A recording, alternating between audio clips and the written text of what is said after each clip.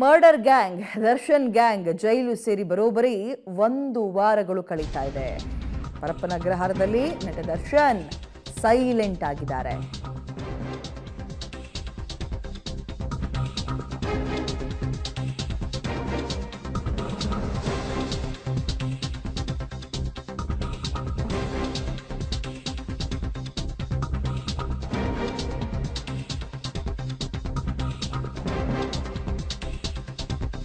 Murder gang ಜೈಲು ಸೇರಿ ಬರೋಬ್ಬರಿ 1 ವಾರ ಆಗ್ತಾ ಬರ್ತಾ ಇದೆ. ಪರಪ್ಪನ ಅಗ್ರಹಾರದಲ್ಲಿ ಮೌನಕ್ಕೆ ಜಾರಿದ್ದಾರೆ ಚಾಲೆಂಜಿಂಗ್ ಸ್ಟಾರ್ ನಟ ದರ್ಶನ್.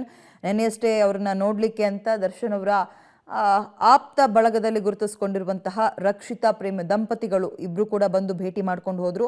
ಆದರೆ ಬೇರೆ ಯಾವುದೇ ನಟ ನಟಿಯರನ್ನ ಆಪ್ತರನ್ನ ಭೇಟಿ ಆಗಿಲ್ಲ ದರ್ಶನ್. ಅಭಿಮಾನಿಗಳಿಗೂ ಕೂಡ ಜೈಲ ಬಳಿ ಬರಬೇಡಿ ಅಂತ ಮನವಿ ಮಾಡಿದ್ದಾರೆ. ಆ ಮನವಿಯನ್ನ ಅವರ ಹೆಂಡತಿ ಕೂಡ ರಿಜಿಸ್ಟರ್ ಮಾಡಿದ್ದಾರೆ ಹೊರಗಡೆ ಅಭಿಮಾನಿಗಳಿಗೆ. ಇದೀಗ ಈ ಎಲ್ಲ ಪ್ರಕರಣಕ್ಕೆ ಸಂಬಂಧಪಟ್ಟಂತೆ ಪಾಪ ಇಡೀ ಟೀಮ್ ಪಾಪ ಅಂತ ಇದರಲ್ಲಿ ತನಿಖೆಯನ್ನು ಎದುರಿಸ್ತಾ ಇದ್ದಾರೆ. 1 ವಾರ ಆಗಿದೆ ಜೈಲಿಗೆ ಸೇರಿ. ಏನೇನು ಆಗಿದೆಯೋ ನೀವು ಮೀಡಿಯಾದವರು ಏನೇನು ತೋರಿಸ್ತಾ ಇದ್ದಾರೆ ಎಕ್ಸ್ಟ್ರೀಮ್ಲಿ ಅನ್ಫಾರ್ಚುನೇಟ್ ಅನ್ಸುತ್ತೆ. I would just like to say that nobody is above the law and may justice prevail. ಅವ್ರ ಸ್ನೇಹಿತರು, ನನಗೂ ಸ್ನೇಹಿತರು, ಎಲ್ಲರಿಗೂ ಸ್ನೇಹಿತರು. ಬಟ್ ಎಲ್ಲದಕ್ಕಿಂತ ಹೆಚ್ಚಾಗಿ ಒಂದೇನಪ್ಪ ಅಂದ್ರೆ ಇದು ಕಾನೂನಲ್ಲಿದೆ, ಇದರಲ್ಲಿದೆ, ಕೋರ್ಟಲ್ಲಿದೆ. ಸೊ ಅದರಿಂದ ನಾವು ಯಾರು ಏನು ಮಾತಾಡಕ್ಕೆ ಹೋಗಬಾರ್ದು. ಸೊ ರೇಣುಕಾಸ್ವಾಮಿಯವರ ಆತ್ಮಕ್ಕೆ ಶಾಂತಿ ಸಿಗಲಿ ಅಂತ ಬೇಡ್ತಾ ಕಾನೂನು ಪ್ರಕಾರ ಏನೆಲ್ಲ ಆಗಬೇಕು ಅದು ಆಗ್ತಾ ಇದೆ, ನಡೀತಾ ಇದೆ. ಸೊ ಹಾಗೆ ಆಗಲಿ.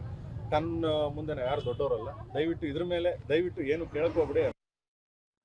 ಓಕೆ, ನಟಿ ರಕ್ಷಿತಾ ಮತ್ತು ಅವರ ಪತಿ ಪ್ರೇಮ್ ಇಬ್ಬರು ಕೂಡ ಅದೇ ತನಿಖೆ ಇದೆ, ತನಿಖೆಯಲ್ಲಿರುವಾಗ ನಾವೇನು ಕೂಡ ರಿಯಾಕ್ಟ್ ಮಾಡೋಕ್ಕಾಗಲ್ಲ. ಬಟ್ ಇದು ಅನ್ಫಾರ್ಚುನೇಟ್ ಅಂತ ಬೇಸರವನ್ನು ವ್ಯಕ್ತಪಡಿಸಿದ್ದಾರೆ. ಯಾಕಂದರೆ ಸ್ನೇಹಿತ ಎಷ್ಟೇ ಆಗಲಿ ಈ ಪರಿಸ್ಥಿತಿಯಲ್ಲಿ ಅವ್ರನ್ನ ಹೀಗೆ ನೋಡ್ತೀವಿ ಅಂತ ಅವರು ಕೂಡ ಭಾವಿಸಿರಲಿಲ್ಲ.